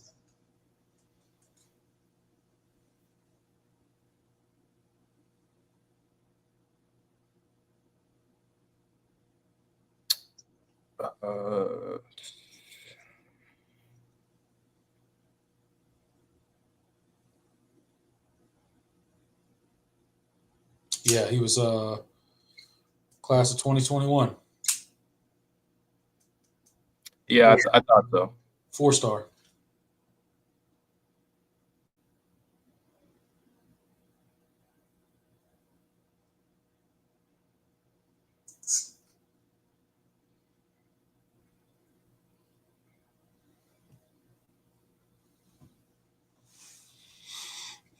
I was muted. Jay says Dabo gave the young guys a full year of trials for starting defensive end. Now we have help. Yeah, this is not. You're absolutely right. This is the reason Dabo brought Will Hill in. I totally agree. Not that, but again, that doesn't mean I'm out on some of the players behind them. It just no. There's not a guy that they feel more comfortable enough with to start. And last year showed that guys aren't ready yet. Even the guys that they still feel have high potential and they're excited about and are happy with their development. They're just football is very much a developmental game, and especially in that defensive end, they've recruited a lot of guys that haven't been ready to go right away. You have your TJ Parkers, but you think of the rest of the guys in that room. None of them have come in and just ready to go right out of the way. Darian Mayo, as highly touted as he was, physically he had to get to a point where they could play him.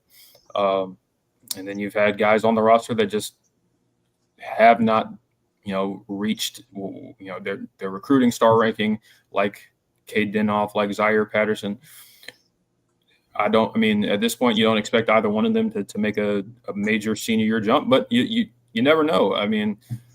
You think of guys like KJ Henry, who had late year kind of, late bloomer, kind of resurgences. It's possible. Help Justin Maskell, a guy we don't talk about a ton, but he had quietly a pretty solid final year at Clemson.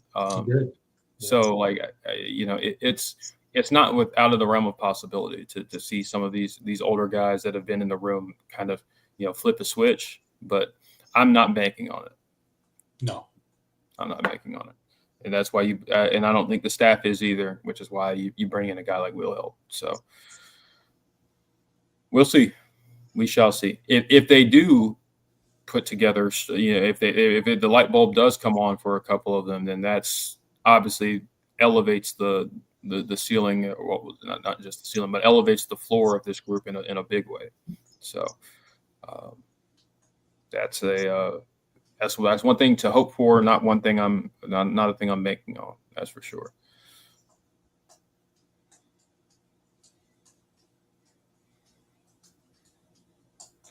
All right, let's do a few more. John says Rump maybe believe Mayo's still very green even after spring. Yeah, there's still a lot that he has to develop on, but I do think he did make strides, and he certainly flashed potential at different points in the spring. And they still seem excited about what his potential is. So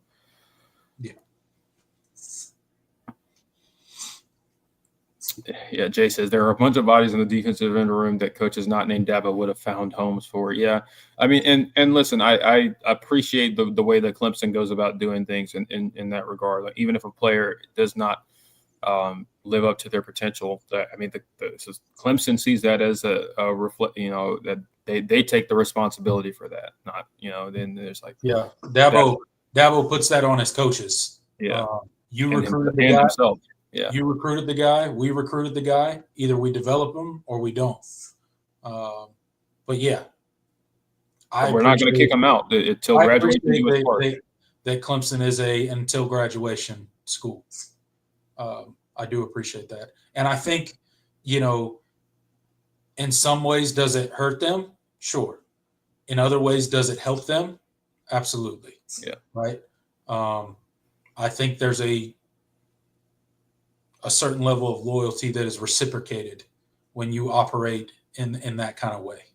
And I think that's proven with their retention rate. Yeah.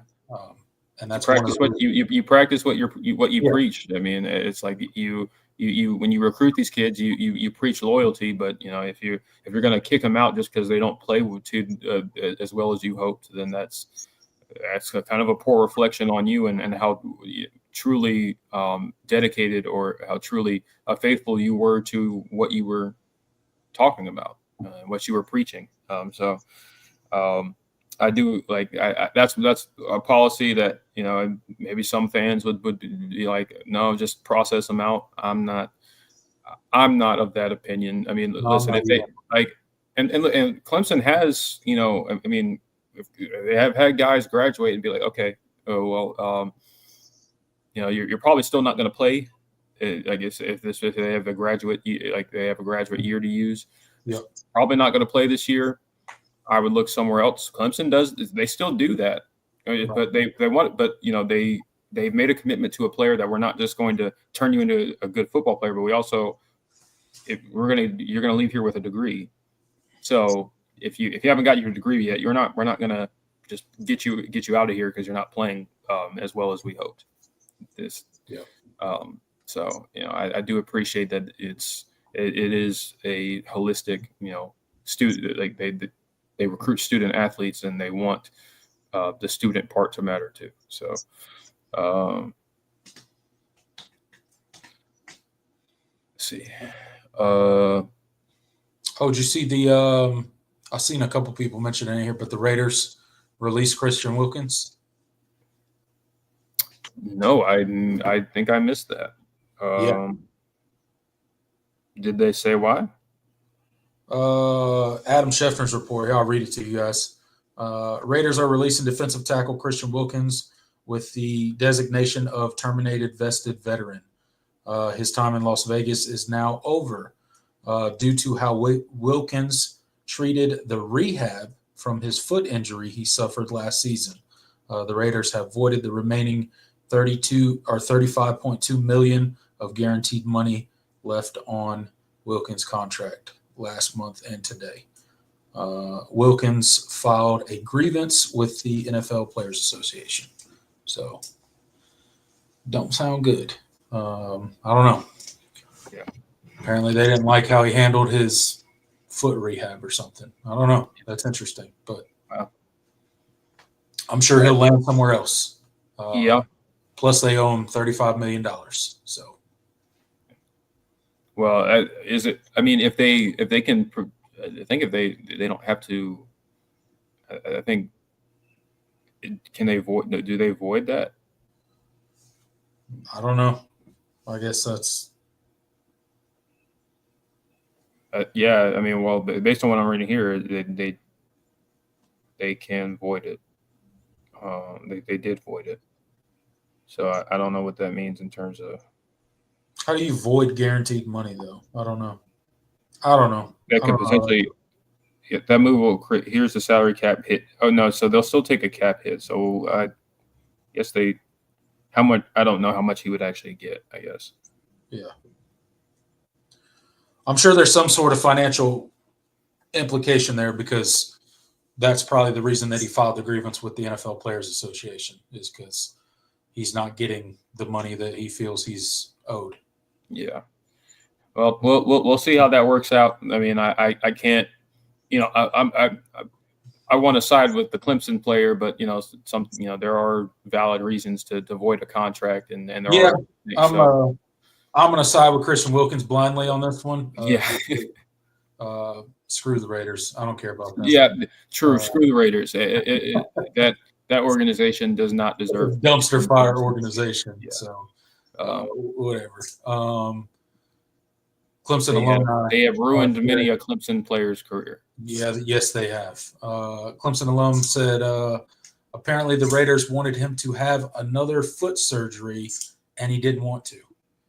Well, I mean, I feel like that's his choice, whether he wants to have surgery or not. If he don't feel like he needs surgery, then whatever. Yeah, I don't know. I know he was at Clemson recently, so whatever. He'll land somewhere else. Probably for the better. You don't want to play for the Raiders anyway. Yeah. John says, ask Cade about how important Dabo sticking with it is. Cade made a big deal out of it today. Yeah. He said, if he pulled him aside and said, hey, you're my guy. And if this doesn't work out, I'm going down with you. I mean, and it's very much a reflection of how Dabo ended up in the position he was. When Terry Don Phillips pulled him into his office after Clemson went 6-7 back in 2010, and was like, "Listen, you probably thought I was calling you in here to fire you. Yeah, I'm all. I believe in you, and if this doesn't work out, we'll help each other pack." That's absolutely. And it was.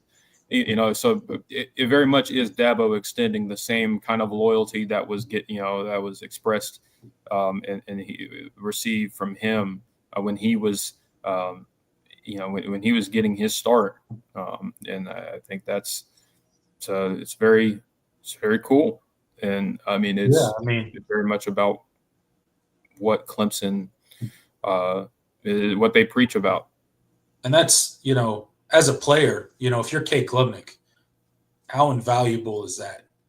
When the noise is the loudest and everybody's telling you how much you suck at football and how terrible you are and how Clemson should, throw you out and go find a new quarterback.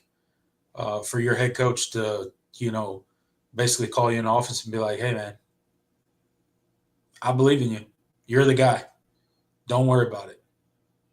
We're going up together, or we're going down together, right? Yep. So the freedom that gives you, and that that kind of explains the intensity that Cade attacked last offseason with, and why he made so much growth, because he had that free ticket, right, of his head coach's belief in him.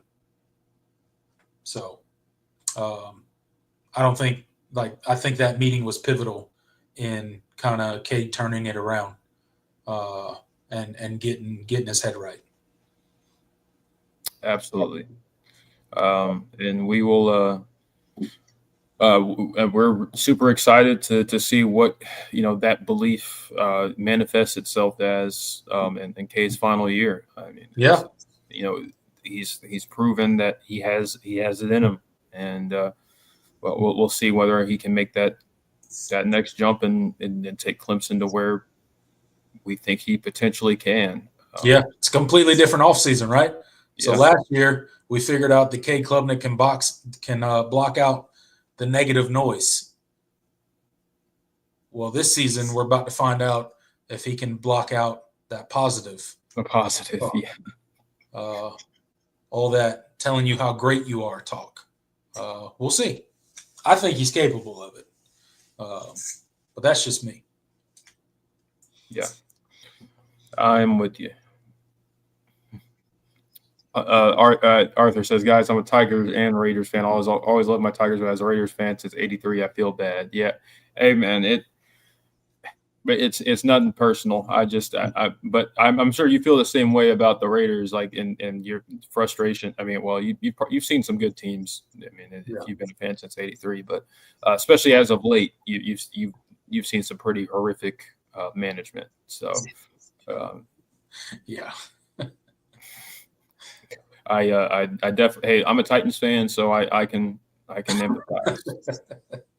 Yeah. You can feel the pain. I can feel the pain, and we don't have a Super Bowl, so anytime you're feeling bad, just turn on the old Air McNair days. Yeah, it'll make you feel better. We will never get that. When will it be? Or you know what? It's Cam Ward season. Y'all do have Cam Ward now, so maybe that's I got it. I have to believe in something, man. So, man, it's tough.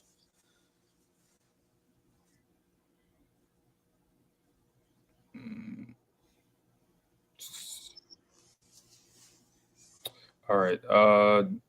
And John said, yeah, Belichick and Dabo seem to be on a BFF path. Yeah. I mean, they have seemed to have gotten closer, especially over the course of the offseason. When we saw when they did the interview with Reese Davis, that was very eye opening too, and they seemed to hit it off pretty well. So they've been familiar with each other, but you never. It's so crazy to see like Bill Belichick just talk and open up in front of a camera, because you're just not used to that, It's weird. It's weird to see. It's weird to see Belichick's personality on camera. But I guess if anybody can pull that out of you, it's Dabo. So you have an hour-long sit-down with him and Reese Davis. You got to talk. So yeah. And I mean that's Dabo's personality. I mean it's funny because I'll see him do interviews with people that have been critical of him or expressed distaste in him, and they'll come away in a different mindset oftentimes afterwards. Like they'll laugh and they'll it's like that's how he is. I mean you spend any time around Dabo, you're gonna it's genuine. Yeah, you're gonna have some sort of genuine interaction. So it's genuine. It's exactly who he is. So,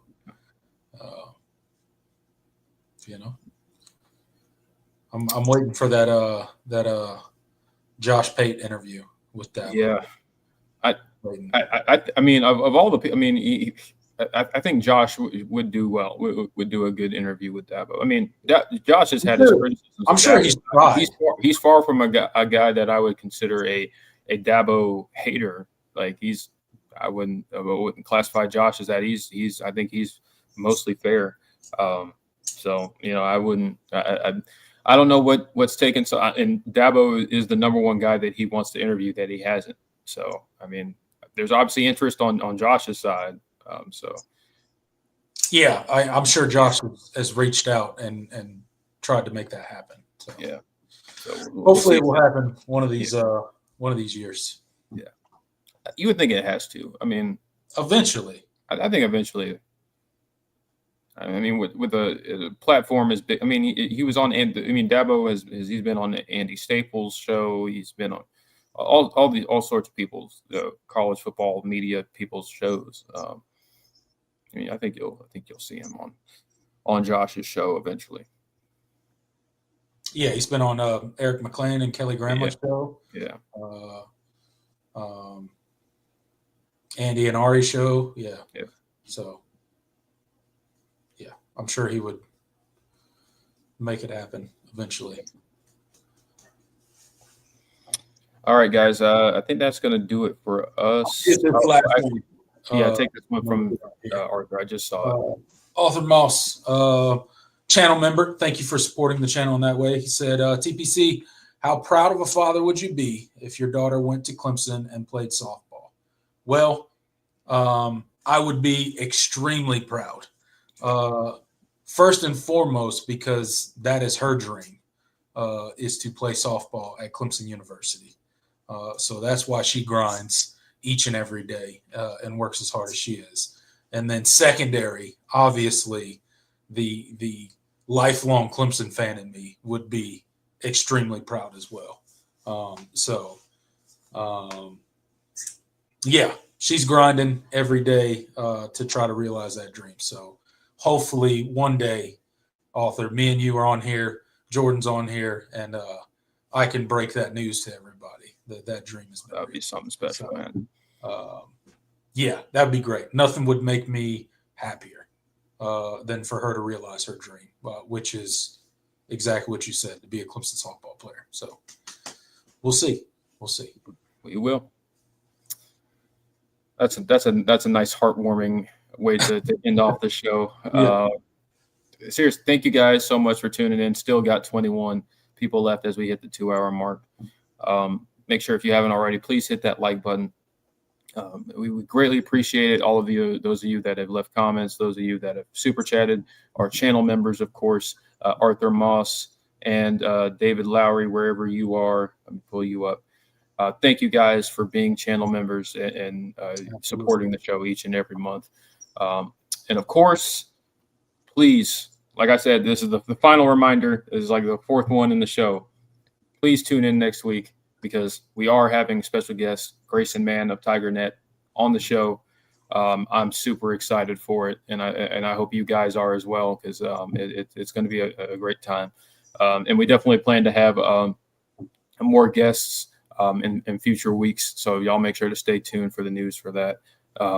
Because this is my favorite time of the year, other than when we're actually in the season, when we're having people on. So and they always tend to do very well. So I'm excited for that. So yep, make sure that you guys are here and ready at next Thursday, 7:00. Absolutely, it's gonna be a great show. Can't wait to see you guys there next Thursday, 7 p.m. Interview with TigerNet's Grayson Mann. But until then, I'm Tiger Paul Craven. He's Jordan Bowman. Go Tigers. Later, y'all.